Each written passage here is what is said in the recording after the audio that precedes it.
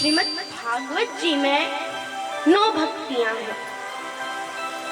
कहा कि रामचरितमानस में भी 9 भक्ति हैं और श्रीमद् भागवत जी में भी भक्ति हैं।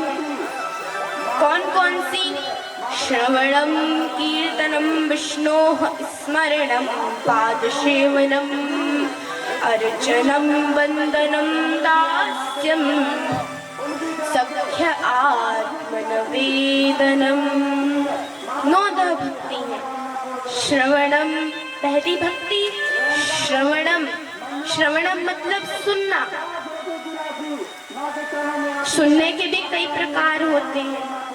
एक सुनना है जो बड़ा अच्छा है, बहुत अच्छा है, कानों से सुने, हृदय में रखें, जीवन में उतारें।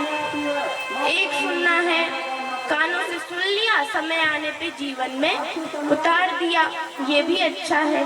और एक सुनना है जो आजकल बड़ा प्रचलन में है, वो है इस कान से सुनना और इस कान से निकालना।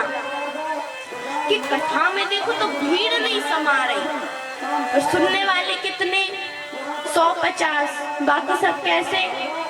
कहा बाकी सब इस कान से सुनते हैं, इससे निकालते हैं। एक व्यक्ति कथा सुनने गए तो कथा में वे सो गए। बाजू वाले की उन पे दृष्टि पड़ी कि तो कथा के बीच में सो गए, तो बाजू वाले ने अपनी कोहनी उनको मारी कि उठो, सो क्यों रहे हो कथा के बीच में? तो वो व्यक्ति उठता है और कहता है, अरे मैं सो थोड़ी ना रहा था, मैं तो ध्यान कर रहा था, भगवान का दर्शन होने ही वाला था और तुमने कोहनी मार के मेरा ध्यान हटा दिया, तोड़ दिया।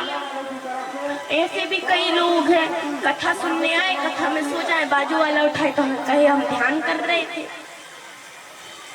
कथा को श्रवण करो, सुनो, और सुने भी कैसे? कानों से सुनो, हृदय में रखो, जीवन में उतारो। श्रवणम, ये पहली भक्ति श्रीमद् भागवत जी की।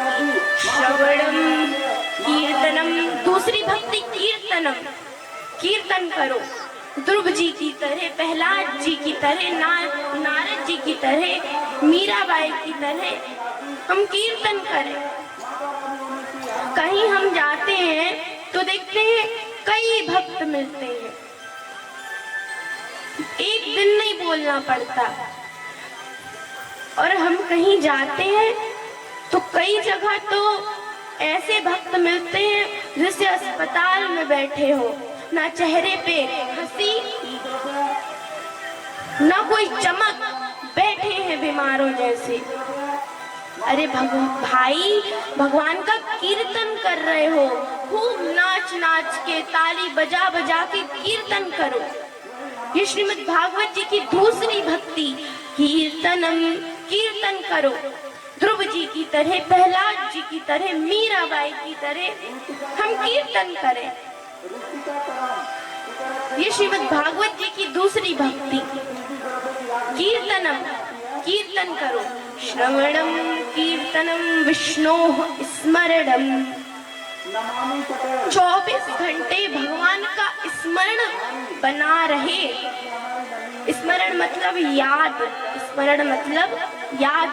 अब कोई कहे कि 24 घंटे भगवान का नाम कैसे लें, पूजा करें, कैसे पूजा करें? स्मरण का मतलब पूजा से नहीं है, स्मरण का मतलब कर्मकांड से नहीं है।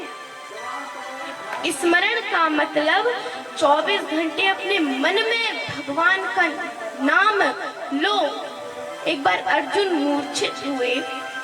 जब युधिष्ठिर ने अर्जुन की दशा देखी तो युधिष्ठिर भाग करके भगवान कृष्ण के पास गए।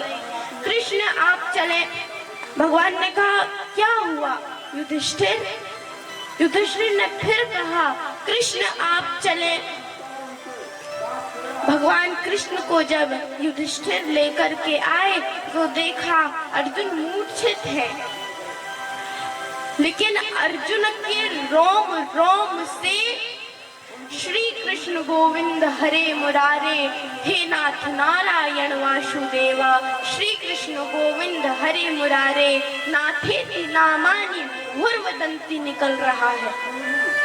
रोम रोम से नाम संकीर्तन गूंज रहा है। एक बार रामचरितमानस में एक कथा आती है, जब हनुमान जी लक्ष्मण जी के लिए संजीवनी बूटी लेने के लिए गए और जब लौट रहे थे हनुमान जी लक्ष्मण जी के लिए संजीवनी बूटी ले करके, भरत जी ने देखा तो बाण मारा। हनुमान जी मूर्छित होकर के गिर गए। जब सब हनुमान जी को देखने आए तो हनुमान जी की एक प्रत्येक श्वास से जय श्री राम निकल रहा है। स्मरण वो होता है, 24 घंटे भगवान का स्मरण करो, 24 घंटे भगवान का स्मरण करो। तीसरी भक्ति स्मरणम पाद सेवनम। बड़े तर्क बितर करते हैं, बच्चे तर्क बितर करते हैं कि भगवान के चरणों को धुल करके उस जल का पान करने से होता क्या है। आज मैं बताऊंगी होता क्या है। शास्त्र कहते हैं अकाल मृत्यु हरणम सर्व व्याधि विनाशनम विष्णु पादोदकम पीत्वा पुनर्जन्म न विद्यते। जो भगवान श्री हरि के चरणों को धुल करके उस जल का पान करता है, अकाल मृत्यु हरणम, यदि अकाल मृत्यु लिखी है तो वो टल जाएगी। सर्व व्याधि विनाशनम, सारे प्रकार की आने वाली आदि व्याधि आएंगी पर छोटे में निकल जाएंगी। विष्णु पादोदकम पीत्वा पुनर्जन्म न विद्यते। जो भगवान श्री हरि के चरणों को धुल करके उस जल का पान करता है, उसका पुनर्जन्म भी नहीं होता। उसे जन्म और मृत्यु के कष्ट से छुटकारा मिल जाता है। चौथी भक्ति पाद सेवनम, भगवान के चरणों को धुल करके उस जल का पान करें, ये चौथी भक्ति। श्रवणम कीर्तनम विष्णोः स्मरणम पाद सेवनम अर्चनम। अर्चनम मतलब अर्चन होता है भगवान का श्रृंगार। स्नान करवाओ, वस्त्र पहनाओ, माला चढ़ाओ, फूल इत्यादि से भगवान का श्रृंगार, इत्र इत्यादि से भगवान का श्रृंगार, भगवान का अर्चन श्रृंगार करो। अर्चनम, पांचवी भक्ति अर्चनम, भगवान का अर्चन करो, श्रृंगार करो। अर्चनम वंदनम, भगवान की वंदना करो, वंदन करो, ये छठवीं भक्ति। सातवीं भक्ति अर्चनम वंदनम दास्यम, सातवीं भक्ति दास, भगवान का दास बनो। जैसे भगवान ने आपको बहुत सामर्थ्यवान बनाया है, आपके घर में बहुत सारे नौकर लगे हैं, पर भगवान का काम आप खुद करें, खुद करें।